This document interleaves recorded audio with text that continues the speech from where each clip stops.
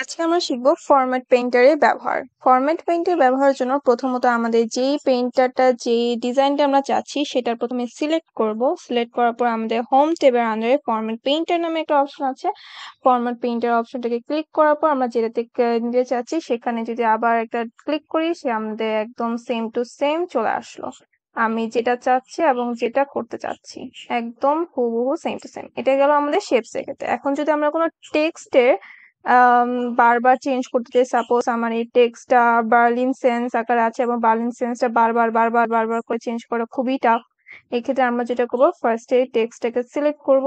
টেক্সটটাকে যদি আমরা সিলেক্ট করি, টেক্সটটাকে সিলেক্ট করার পর আমরা ফরম্যাট পেইন্টে ডাবল ক্লিক করব আর এখানে তারপর দিয়ে দিব, তারপর এখানে, তারপর নিচে আরেকটা। অ্যাকচুয়ালি আমাদের লেখাগুলো একদম হিজিবিজি হয়ে গেছে, but now everything is okay.